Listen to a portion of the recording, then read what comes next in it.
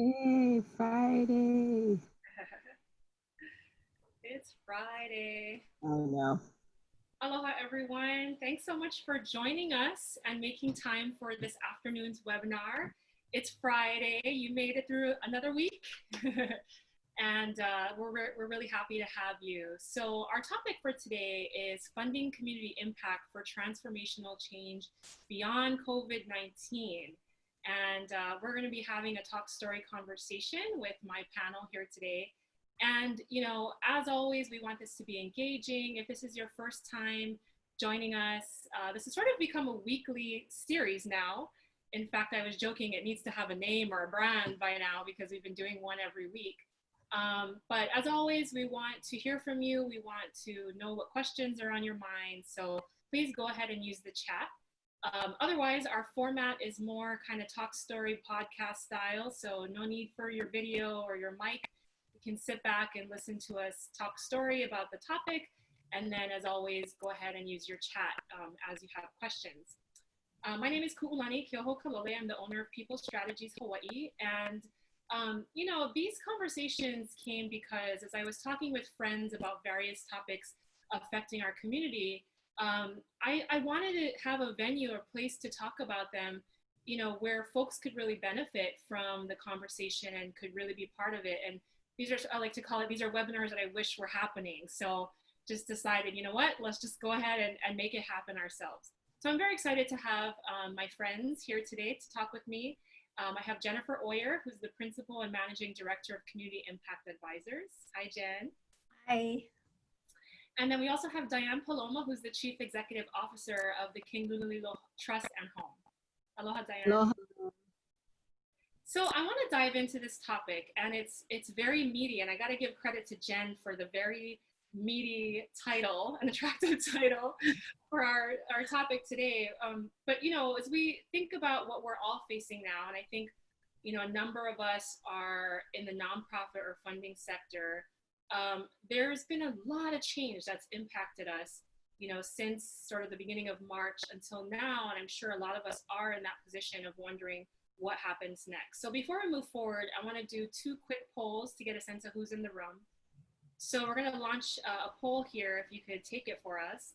The first one asks, what's your connection to this topic? So maybe you currently lead a nonprofit like Diane, you are a nonprofit staff person, you are a funder, you are a consultant maybe, or just a community member who's curious about the topic. So go ahead and take our poll now if you can. Ooh. And Brian is our tech support guy. So if you have questions, you can email or call Brian. Brian, go ahead and let us know when the poll is ready.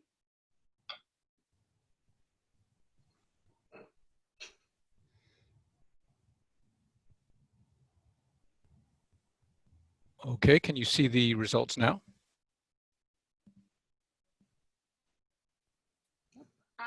Can you guys see them? Yeah, we can see it.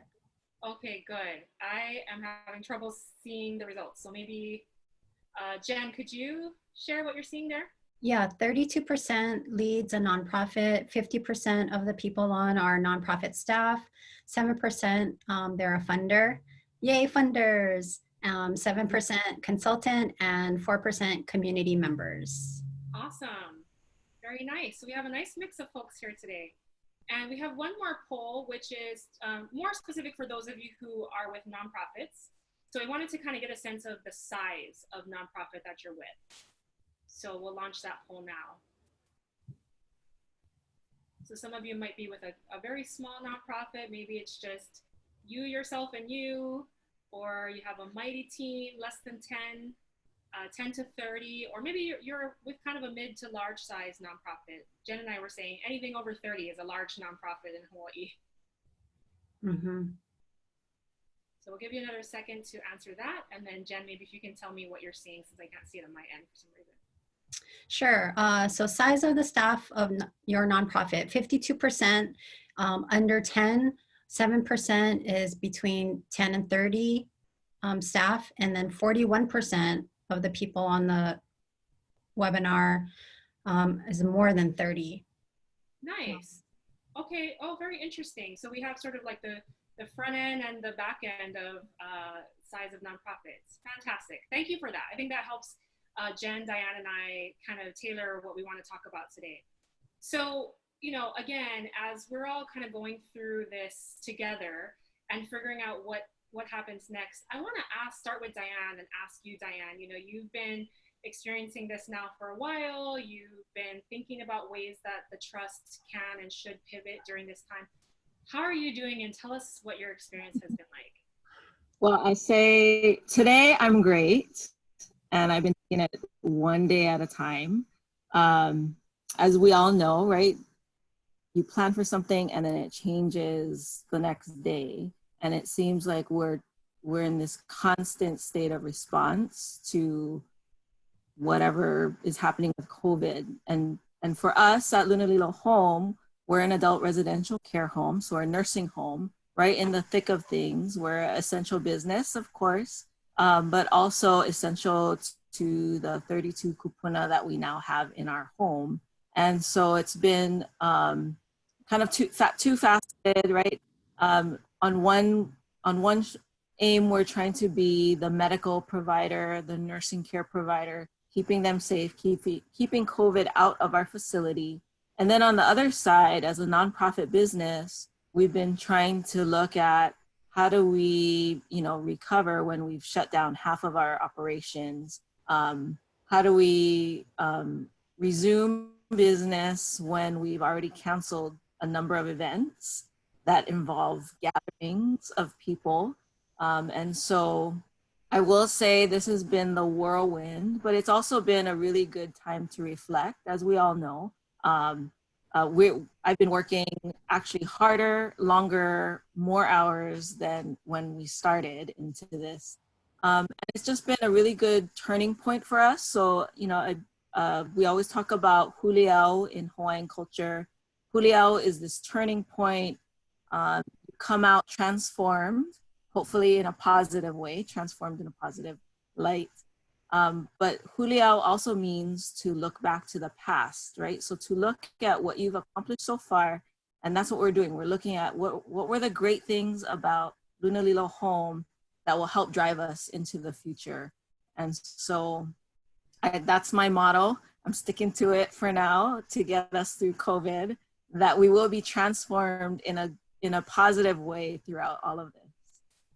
Yeah, I love that. That's very beautiful. Thank you for grounding us in that concept of huliau. That's really beautiful. And it's not just about, like you said, looking forward to what's next, but also what have we accomplished in the past, and being appreciative for the accomplishments that you've had along the way.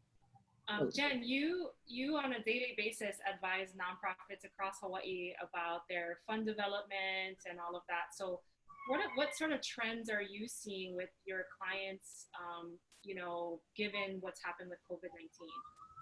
Yeah, I think I've been kind of going through these like different ups and downs of emotions, I think, for supporting my clients and then just the nonprofit community in general, because I see just the amount of struggle that everyone's going through. But I think there's two things that are really foundational that is kind of coming up, and it's really encouraging everyone to think deeply about purpose. Like, what is the purpose of your organization? And I think a lot of times, so many organizations, they get into this hamster wheel of doing the same thing over and over just because they're comfortable in doing it. They've always done it that way. And so I feel like now, I guess the positive side, I don't know if there is a positive side of COVID, but it's an opportunity for us to really think deeply about why you exist. Why are you doing the things that you're doing? Why are you having that special event? Do you really need to have that? You know, so thinking deeply about your purpose. And then the second thing that I'm really encouraging nonprofits is ensuring that you have a solid foundation, a solid infrastructure of your fund development program, having comprehensive revenue streams so that you're not relying just on special event revenue, but then you're also really taking the time to build those meaningful, deep relationships with your donors and your funders, just your constituents in general. You know, spending the time looking at people who already love your organization, who are already connected with you, instead of taking the time to acquire new donors, which is costly, right? So spend the time with the people that are closest to you, who already love you and are passionate about what you do, and build those relationships first. So that's kind of what I've been encouraging nonprofits to do over the past 2 months. Yeah, that's some really, really good advice. Diane, you mentioned that you folks have these several big galas and fundraisers that you do throughout the year. And because of this, you had to cancel or think about how you do things differently. How has maybe some of Jen's advice carried over to what you folks are doing?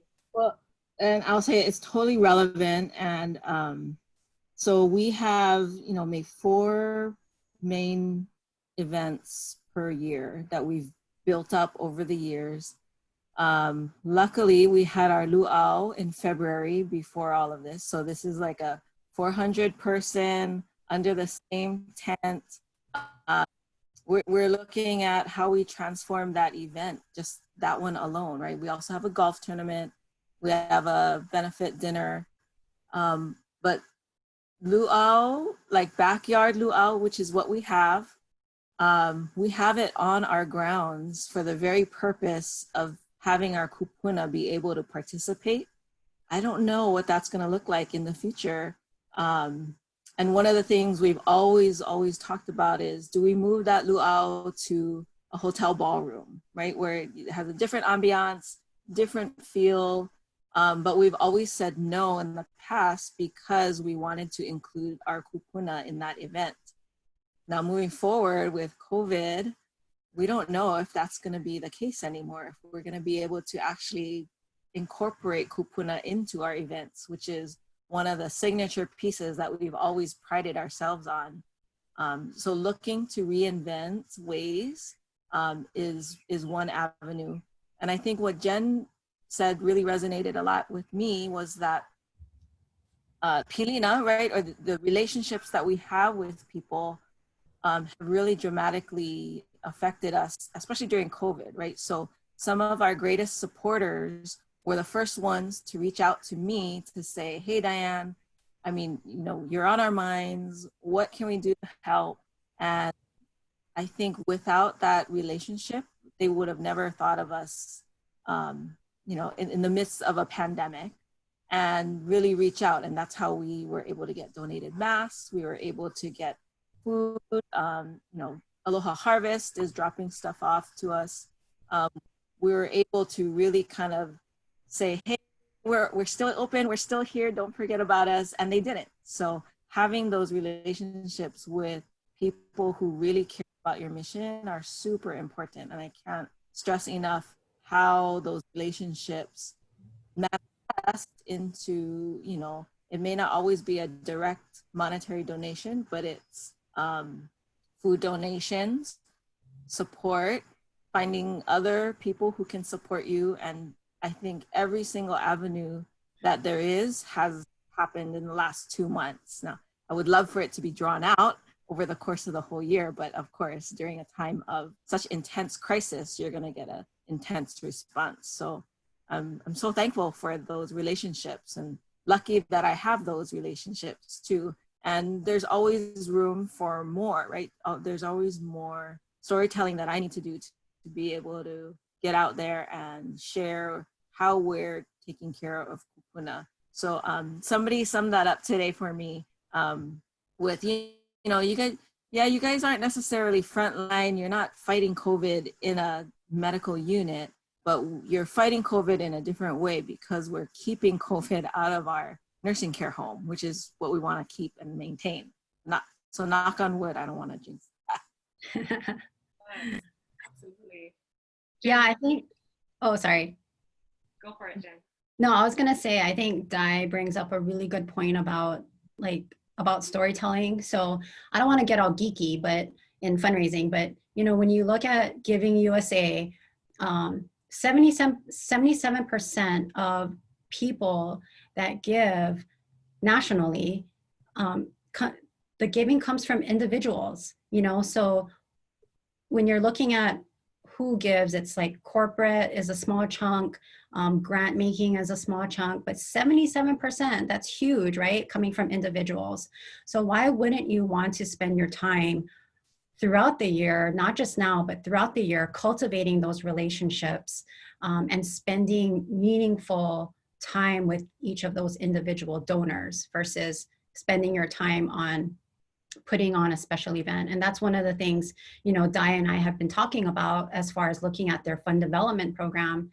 But, you know, storytelling is so huge when it comes to building these relationships, because donors want to know, you know, the impact that they're making on the people. Not so much, you know, talk less about your institution and talk more about the impact that it's having on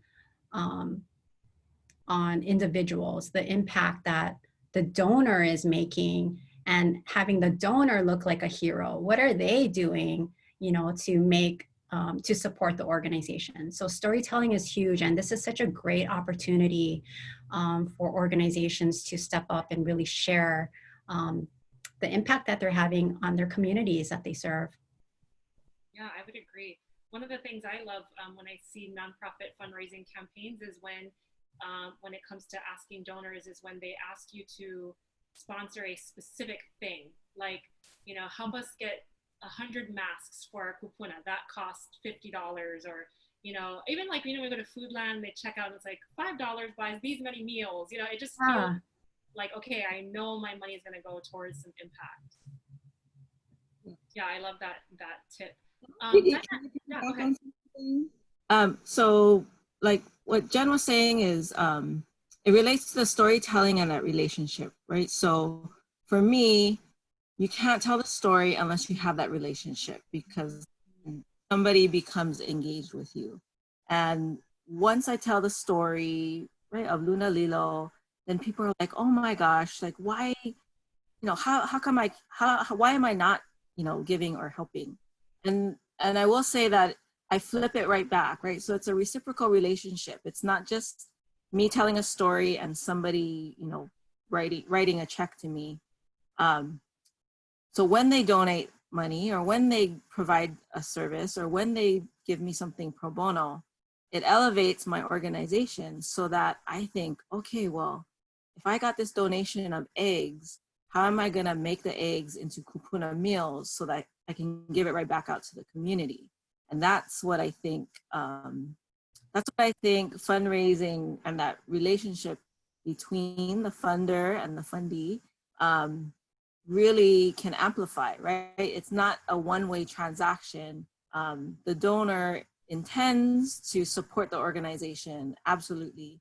But what can I do as an organization to put that right back into the community, right? And so that's why you see this constant back and forth.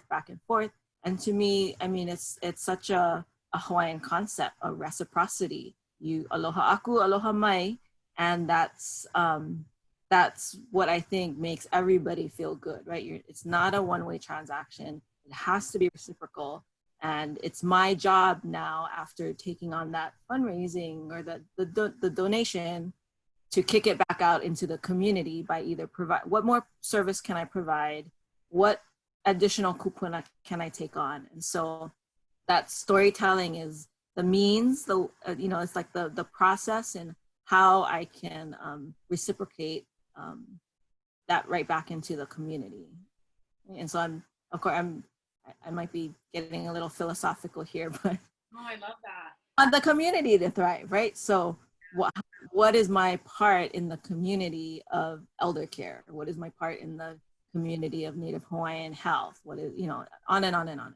So I challenge all the organizations to think about, yes, it's great that there's funding coming in because there's an urgent need for COVID response, but how are you gonna give that right back? And how are you gonna provide that nonprofit service, you know, in perpetuity, essentially? Mhm. And that's a good segue because we named this talk transformational change beyond COVID, right? So to your point, it's not just about keeping operations going to respond to the community, but what are we doing long term to actually make true change? Has this? I'm sure it has, but in what ways has this situation caused your organization to think differently about the work you do and the services you provide? Have you started to think about not just your kind of how you're going to fund it, but your strategy overall? Have you started to think about, what, maybe we've got to do things differently? Oh, totally. Like if there is anything that's coming out of COVID-19, it's exactly that. For example, when we first found out that COVID-19 was in the community, so community transmission, we immediately had to shut down. Well, we didn't have to shut down, but we felt it necessary to shut down our adult daycare center. So about 25 kupuna coming from different areas converging on our site. We felt that that was too much of a risk for our residential kupuna. And, lo and behold, maybe 2 weeks into it, we're like, wow, that was a huge chunk of our revenue. Maybe we should have thought this through a little bit better, but, you're responding to the knowledge and the details that you have at the time. So we had to modify. We moved over employees from the adult daycare side to the residential side. We also had to cancel an event that we were planning for May 8th. That was supposed to be last week, Friday, because we were bringing people into the home, right? And just the ways we've seen Hawaiʻi Meals on Wheels. So we have a meal delivery program that has, within the past 4 weeks, increased 200%. We started off with Hawaiʻi Meals on Wheels asking us for about 50 meals, which is our normal daily meal production. And last weekend, we did 500 meals. So you can see the need for kupuna meals. So dramatically, right? When we close one program, the other program actually totally blew out of the water. But what we're worried about is beyond this funding for COVID-19. Right now, there's a lot of money available for kupuna meals. And what our thought is, yay, we're developing this relationship with kupuna, we're delivering more meals, dramatically affecting lives. What happens when the COVID money runs out for those meals? What happens to those kupuna who have been relying on us for 6 weeks with meals, some of them made with stuff from our garden, right? So fresh vegetables and fruits. What happens to them after? Do they just go back to grocery shopping? Do they just go back to having other kinds of meals? That's the kind of impact that we're trying to look at and see if we can, one, could we sustain it as an organization? And two, also where would that funding come from? Who's going to support the continuation of all of those, what I guess is more emergency services right now, responding to COVID? What happens when that's gone? And what happens to the kupuna that we've developed this awesome relationship with when we have to say, sorry, the money ran out, we can't deliver to you anymore. So we're looking into ways to make that happen and make it continue because we have that capacity to do it. So yeah. Lots of epiphanies, I'd say, like, okay, maybe that didn't work so well before. How do we change it? How do we upgrade in a sense? Right. It does seem like a good time to be taking a step back and evaluating. I think when you and I were chatting yesterday, you said, finally, we actually have the time, in some ways. I mean, in some ways now we have no time. And in other ways, we have some breathing time now to be thinking about kind of looking inward and looking at how we re-strategize, like you said, based on, okay, this is not going to be here forever. So then what happens in the future? So Jen, as we look inward for nonprofits, so most of our folks on the call are nonprofits. as we're starting to look inward at our strategy, talk to us about creating a comprehensive fund development strategy and thinking about all the different streams. I think a lot of folks have put a lot of, I sit on a board of a nonprofit that we do an annual, you know, Ohana Festival every year, and that's like our biggest fundraiser, and we're talking about canceling it. So I think a lot of nonprofits tend to really bank on those events. Talk to us about ways that we can pivot off of events and looking at other streams of revenue.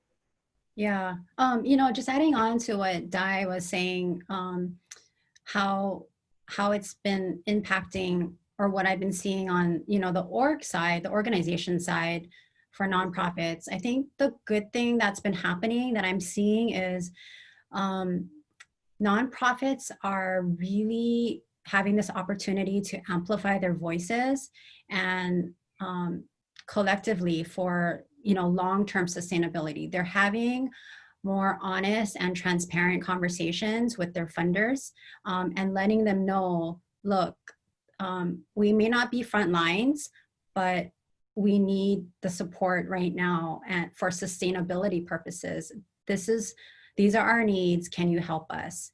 And I think having those transparent and honest conversations and just coming to the hard truths about and having these real discussions has been really, I think, refreshing for our organization, because I think for a long time, nonprofits, you know, they look to funders as like gods almost, you know. It's like an organization, you know, gives us money and we're willing to do and follow all of the rules that they, you know, say we have to follow in order to get $100,000, change our programs, you know, or like manipulate our programs a little bit just to fit into what they're asking for. And I think now organizations don't have that ability to do that.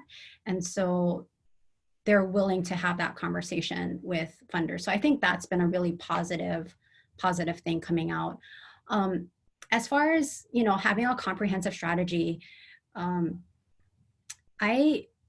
don't like events. So, you know, I don't want to be like a pragmatist or anything like that, or, you know, Debbie Downer on events. I think events are great, and it's an element, I think, for fundraising. It's a great donor engagement.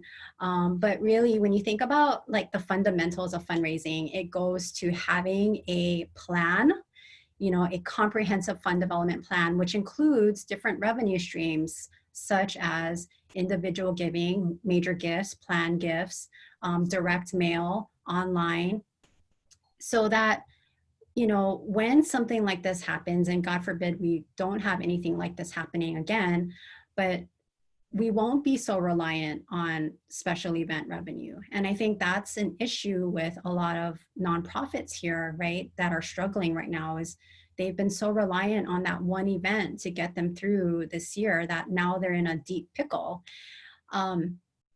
So ensuring that you have a solid fund development plan is super critical. And I think that also goes to ensuring that you have a really good, solid board, you know, your board of directors, and having transparent conversations with them, telling them what you need, because board of directors have that fiduciary responsibility, right, to your organization. So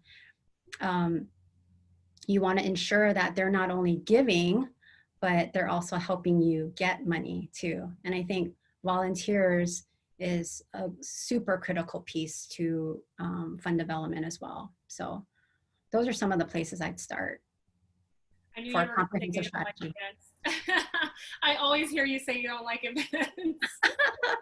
Well, it's a lot of work, right? It's a lot of work to put on events. Yeah, you know, yeah, I really encourage nonprofits to look at your return on investment. You know, what is your, when you're looking at the time that you're putting into an event, and the staff time from planning to when you're in the thick of it to the end, how much time does that actually take? And, you know, if you're only raising, I don't want to say only, but, you know, if you're raising $100,000, that's great and all, but, you know, meaningful time spent with a donor can yield much more money for an organization. And it's less expensive, you know? So I encourage nonprofits to really look at their donor database and start building relationships there. Yeah, it's Oh, funny. sorry. Another thing that's like really exciting to me too is like, if it weren't for individual donors too, like donor advised funds is a like powerful potential source of crisis funding right now. I think like just last month alone, $83 million was given through donor advised funds from individuals, you know, and those are the relationships that you're building. So I think that's why it's so critical to focus on individual giving right now. Yeah, I was gonna say it's so funny. Speaking of relationships and cultivating them, Diane and I realized yesterday that I used to work with her sister, and she and Jen used to work together, and we're joking about how in Hawaii it's less than 5 degrees of separation, right? Totally, right? That's that pilina, right? So anywhere in the community, you know, you can go and there's somebody that knows somebody. And if you don't, you can always ask somebody else because that somebody else will know them. And I think that's a great thing about Hawaii and the resources that stay in Hawaii, right? So I've been told many times, like, okay, so look somewhere else for money, look somewhere else for money. But I don't know if those other places would really understand what kupuna means to us. I mean, I can articulate that, right? I can tell the story, but to have that deeper understanding, and then usually it's more for longevity, right? And they'll continue to support rather than just one-time support. And that's so much more meaningful over the course of time. And like Jen, like you said, right? This is we're in it for the long haul. We're in it together for everybody. So that's the hook that we have with each other, right? Like seriously, I could probably go down this list of names. I know half of you. Like, hi, my no, I'm here. I won't call you out. Yeah, relationships are so important.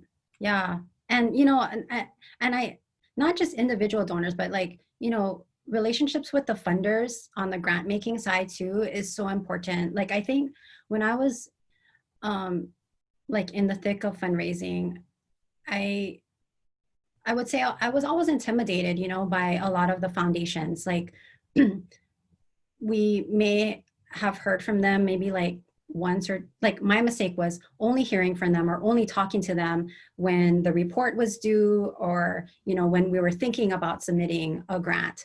But really it's a year-round relationship with them as well. And you know, COVID is really pushing these funders to accelerate their giving and also like pivoting, right?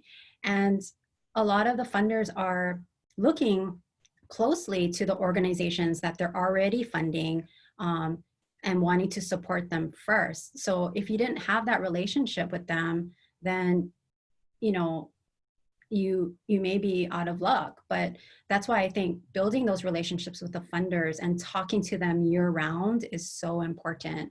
Letting them know what you're doing throughout the year, not just with that one specific grant that you got. I think it's critical. Talk to us a little bit about corporate giving. So, you know, as this whole situation that's happened, we've seen a lot of banks, for example, other for-profit organizations really stepping up to the plate and partnering, collaborating with other funders and foundations, or just contributing to the causes in some way. And we kind of talked a little bit in our blurb about how we would touch on kind of transforming corporate giving. So what thoughts do either of you have on that topic? Yeah, gosh, I could talk all day on corporate giving. I think one of the great things about corporate giving is that, you know, corporations are collaborating, I think, a little bit more now. But one thing, again, this is even pre-COVID, one thing that I've really been encouraging corporate funders to think about is impact. So, you know, yes, it's great if you want to give 1,000 here, you want to give 1,000 there. But at the end of the day, what is the impact that that $1,000 is actually having on an organization? And how much time is it taking that organization to process that gift, you know? And so I think if companies or corporations have the capacity to make like really transformational, significant gifts, that would go much farther, I think, for an organization.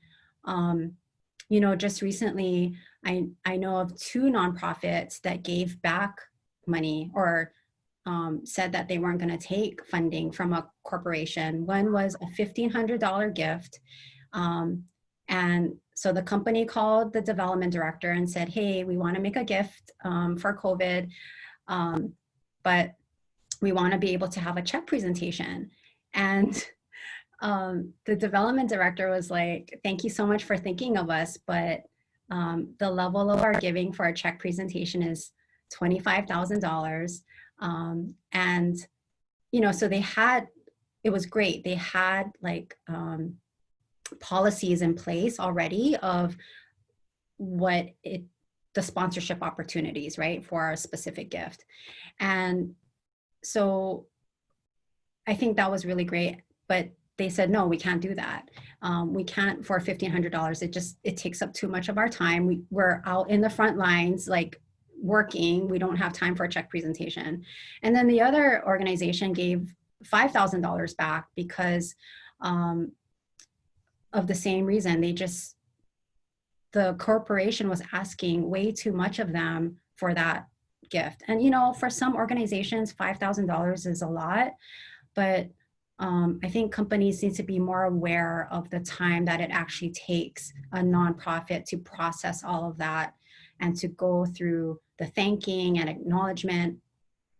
So I don't know, I could go all day about corporate funding. Wow, I'm sure I don't know about other people on the call, but I was like, what? Giving back money? It's like kind of unheard of right now, right? But that makes sense, we've got to also, I think what I hear you saying too is as nonprofits, we've got to also think about, you know, where we're best spending our time. And because it's not just the money, it's the resources of having staff there to do the check presentation. And like you said, to process the money and all of that. So Exactly, yeah. Right. Well, you can also call me and let me.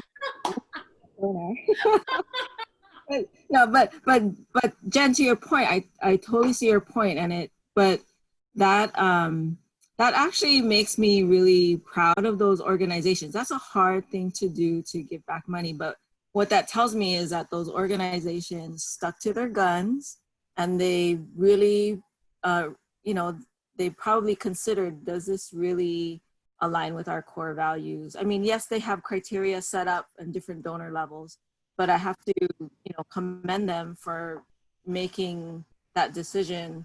And really, it comes down to kind of core values. Is this funding going to contribute to our mission? And so by having, you know, your mission, your vision, your core values set up and laid out and sticking to those, I think it helps organizations like ours to determine where does our funding come from? Who would we accept it from, and is there any place that we wouldn't accept it from, just based on alignment of core values. So I'll commend those guys, and then again, like I said, if they want to talk to another nonprofit. Well, yeah, and just recently there was a gift from a rapper, Tekashi, right? Or I don't know what his name is, but he wanted to give $200,000 to this feeding organization, and they said no because he just came out of jail and what he stood for in his songs. So yeah, I think a lot of it is mission alignment and having the companies think also deeply about who they are and who they want to support in the community, and really having that transformational impact with mission alignment. Mm-hmm. Yeah, and then the other thing I'll say is, like I said, being on a nonprofit board right now, is that we're also looking not just for money, but also just technical support on certain things. So I think that's also something to throw out there is, you know, if donors can support in other ways, not just financial. Totally. Yeah. Switching gears a little bit, I got a question on the side about social enterprises.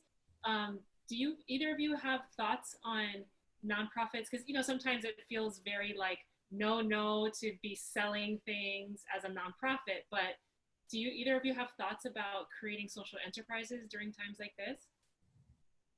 Well, absolutely, I do. Especially when we look at serving kupuna, right? And what does it take? So when you think about how we serve kupuna, you know, technology, we can have meetings virtually, we can, you know, teach virtually, but when it comes to kupuna, you can't feed, bathe, or take someone to the bathroom virtually. You have to physically be there. And so what I've seen, and you know, in hindsight, I wish I had the capacity to look at how do we deploy a team of Lunalilo people into the community. Right now, I don't have it, but we've always thought about how do we have that social capital, the people, right, who are aligned with our values, who know what we're about, who can deliver and provide that care or service, and deploy them, and more so during a crisis, right? Or during hurricane. We thought about it during hurricane threats, when those 2 hurricanes were hurling towards Hawaiʻi. We're thinking, okay, what happens if we can't get to kupuna? Or how come, what if kupuna cannot come to us? We knew that we would have to somehow get to them. And there are tremendous, awesome volunteer organizations that have popped up from COVID. And then again, as I think through that process is, okay, so what happens when this period of time, right? We'll just call it COVID time for now. What happens after that period of time? Will that volunteer network still be around? Because now all those volunteers are going back to work. What kupuna be, you know, either in that gap group where they got something and then they don't get something in the future. We're trying to wrap our heads around that. And while we can't be the ones to immediately deploy a team, it has come across our management team on, you know, how do we transform our current line of business to something that is able to deploy. Like if there's a need, boom, we want to be able to address that need. So yeah, very, very important social capital. And I think that, I mean, that's what kupuna thrive on. You should see when we deliver the meals. Okay, so we are on a time schedule, right? They're like, we got to get through at least 15 homes in a 2-hour block. And there's a multiple number of us. And all the kupuna, they're waiting outside in their garages for us. They've got notes, they've got stuff, they've got questions to ask us. Like they're waiting for us to come. And we have this terrible, you know, we have to say like, so sorry, Auntie, we're just dropping off the meal. We got to get to 7 people after you. So I hope you're doing okay. Aloha. And then, you know, it's like a 30-second drop off. But really, how could we spend the time with them? Because they're anxious. They want that social interaction. They want the person and that direct contact. So we're finding ways. We're actually learning so much with COVID and with all of this stuff that it's hard not to change. Yeah. Everybody will have to change everything. Yeah. I think social enterprise has been, I mean, a lot of nonprofits will survive because they've been able to pivot to social enterprise, which has been amazing to see. You know, I know some nonprofits that are now have the opportunity to really showcase the work that they do for the community because of social enterprise. You know, now creating meals, like gourmet meals for people to be able to purchase. And then, you know, they talk a little bit about what that organization does. You know, you look at Food A Go-Go, right? And what they're doing right now, that to me is like a social enterprise. They're taking nonprofits and sustainable like farming and all that kind of stuff and being able to connect the dots with people that need stuff, right? Need food, whatever. So it's been really awesome, I think, to see how innovative people have been, how I think just nonprofits in general are innovative and creative, but to see that really come through during COVID has been super awesome. Yeah. So we have a question in the chat, and actually, great. Thank you for that question and the next question, because we wanted to kind of just open it up to Q&A for those of you who are watching. So the question was, can we actually define what we mean by social enterprise? Anyone want to take a stab at it? I can share what I think, but Jen, you're the expert. So, well, I see it as sort of mission-oriented business. So, you know, doing things, for example, selling a product. So your nonprofit starting to create a certain product that you're putting out there, but that has a mission tied to it, and that will then feed back to your nonprofit. That's my simple explanation. Jen, what would you say? Yeah, so the nonprofits that I'm working with right now, one is Touch a Heart, and Touch a Heart Hawaii is they provide culinary training for men and women that are coming out of the prison system, or they're coming out of drug rehabilitation, and they provide culinary training skills to these people so that when they are done with rehabilitation, they can get certified and then be connected with a job. And so they're using their culinary skills to create these meals now, and creating these gourmet meals and selling them to just the general public, for everyone that's staying at home. And so to me, that's a definition of social enterprise, an example of how they're doing a really great job at it. And they're actually making more money now than they were before in their social enterprise budget line item. So I think, you know, it's awesome. Thank you. Thanks for defining that. So audience, participants, please tell us, you know, what questions are on your mind right now with these topics we've been sharing.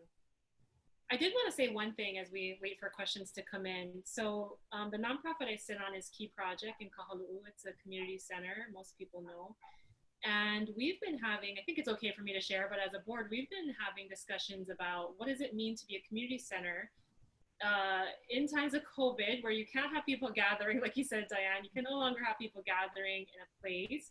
So in terms of, you know, our revenue coming off of renting our facility, that's not happening. Having our big annual Ohana Festival, that's not happening. So how do we think about ourselves as a community resource and a hub that's not necessarily tied to a physical location? So being, you know, a virtual hub, being a collaboration resource, being able to be a connector in the community. So it has forced us to think about kind of how we do things differently, and even potentially how we brand ourselves, how we put ourselves out there, how we describe the work we do. So I'm curious, go ahead, Diane. Because the same, you know, in that same, we're, you know, our name, home is in our name, right? We're Luna Lilo Home. We are a 4-wall structure with the iconic, you know, red ceramic roof. And it's been really hard to think of ourselves as a virtual home or as a service outside of your brick and mortar, you know, facility.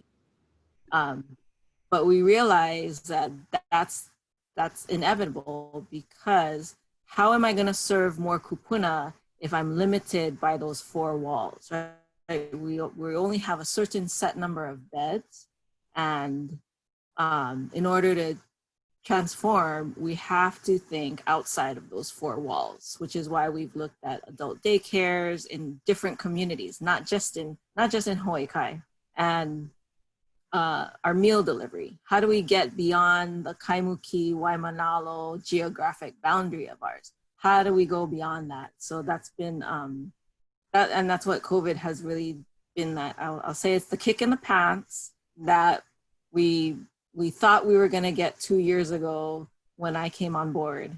But it takes, like literally, it takes a pandemic and to really be able to look at, okay, well, you know, now more than ever, we have to change. Let's do it. Come on, follow me, let's go. Yeah.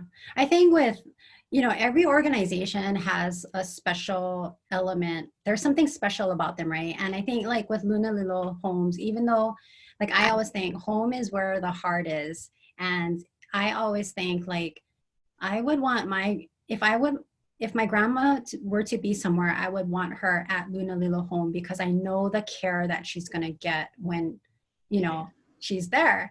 And so that's, again, like a storytelling piece that organizations have to tell. And I think, you guys do a really good job at that. And so see, like, if your grandma comes to my facility, oh my gosh, that's right, even more kuleana for me to make sure that I'm on the top of my game and that I'm doing what I need to do.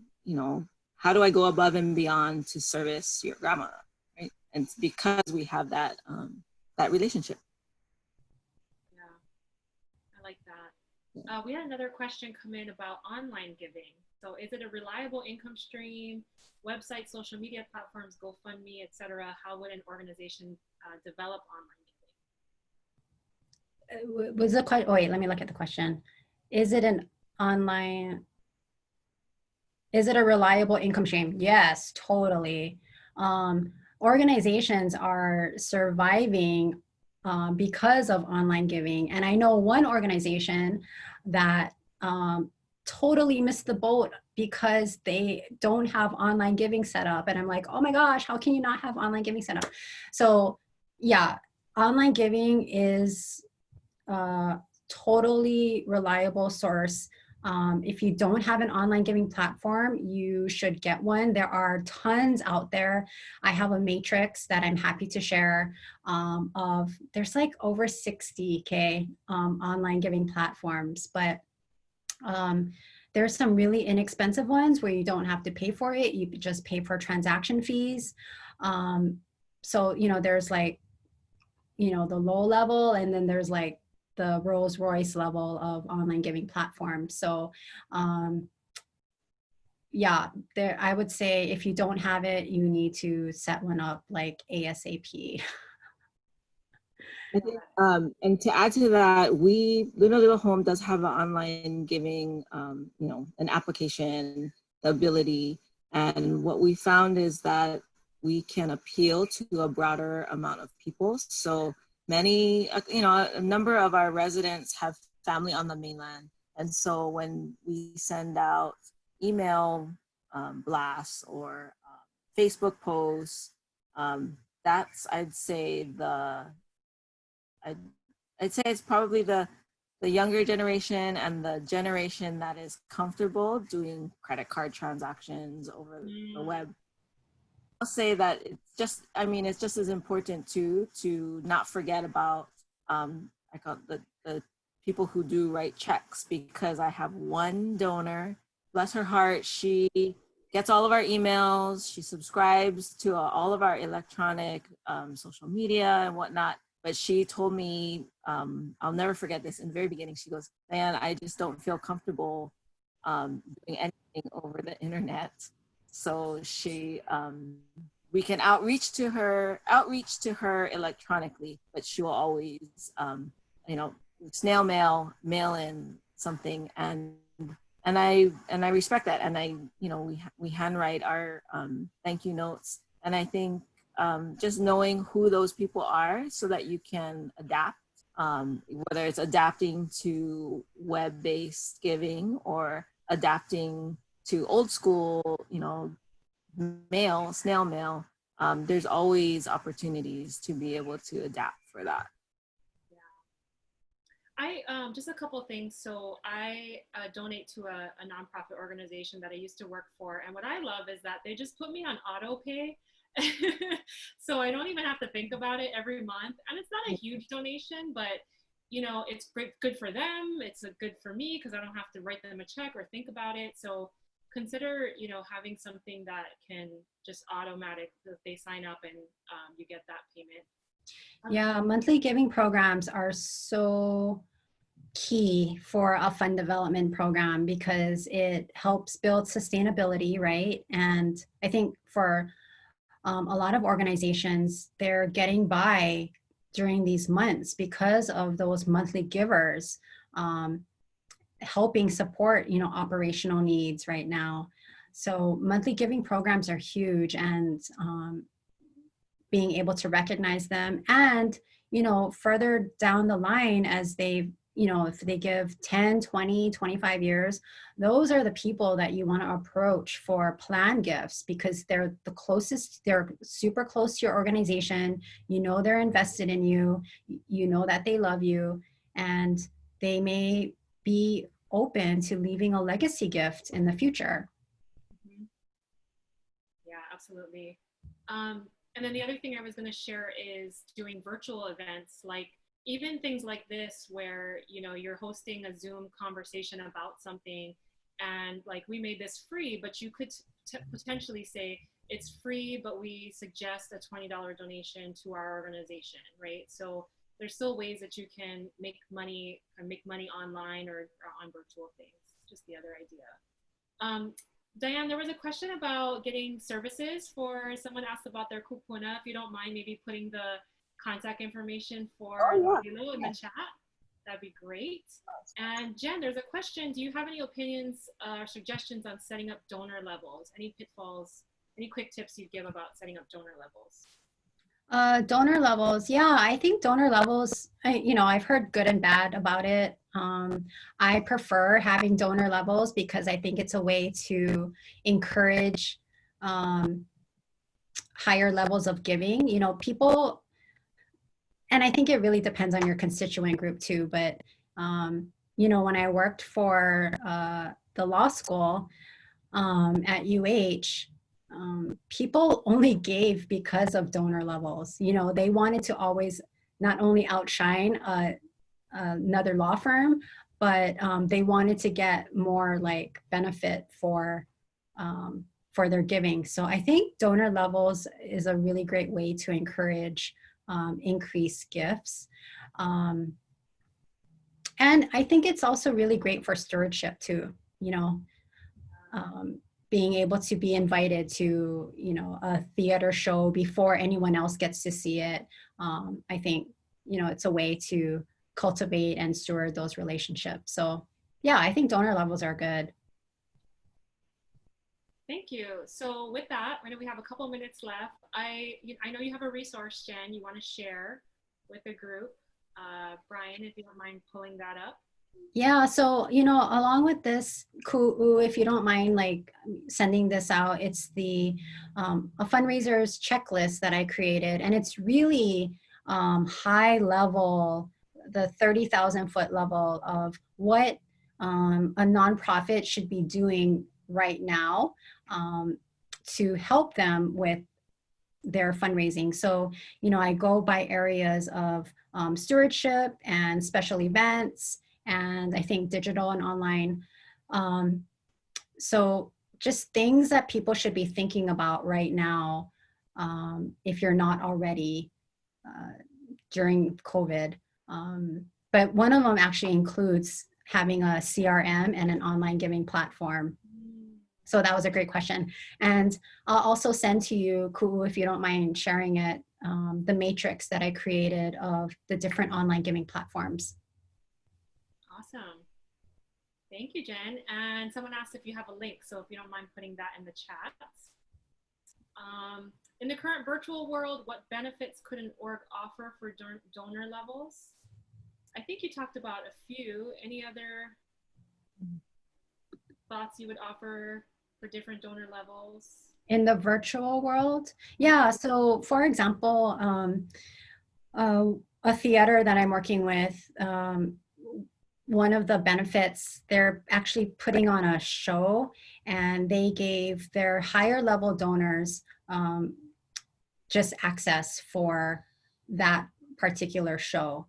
And I thought, that's such a great cultivation stewardship. And so think of something that's unique to your organization, and then just break it down by different levels, you know, and it may seem super silly or manini, but just having like inside access or like, you know, virtual coffee talk with the CEO. You know, if you give like $500, you can have a 30-minute conversation with the CEO of an organization, so that you have FaceTime, and then you can also share, you know, like, hey, this is what I think I you would do. pay to have coffee with you. Laughing over there. There we go. We only serve decaf at Luna Lila Home. Yeah, so I think be creative, and like you can totally come up with like different stuff of different giving levels. Nice. Well, we are at the hour. I just want to thank you both so much for all of the wisdom you shared. Thank you so much to our participants for being with us and spending your happy hour on a Friday with us.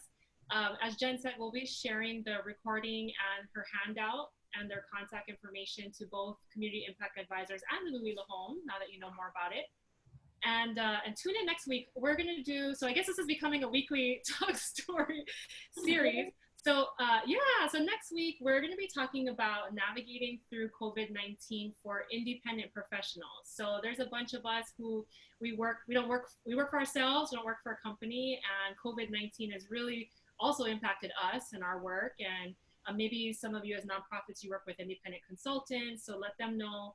We'll be talking with Noella Napoleon from the Patsy Mink Center for Business and Leadership next Friday at 4:30. So thanks so much, everyone, and take care and have a great weekend. Hello. Thank you. That was fast. I know, fastest hour of the day. Yeah, an hour goes by very fast. Lots of good questions. Yeah, good stuff. You can save that chat. Oh my gosh, Dana. You got a shout out. Thanks, Dana. That's funny. Relationships. It's all about people. Totally. Totally. Yeah. Thanks. This was fun. I felt that so fast. It does, yeah. It really Yeah. does. It's the once you get going. Well, especially because we're passionate about this topic. Oh So, yeah, totally. yeah. You could go on and on and on. But yeah.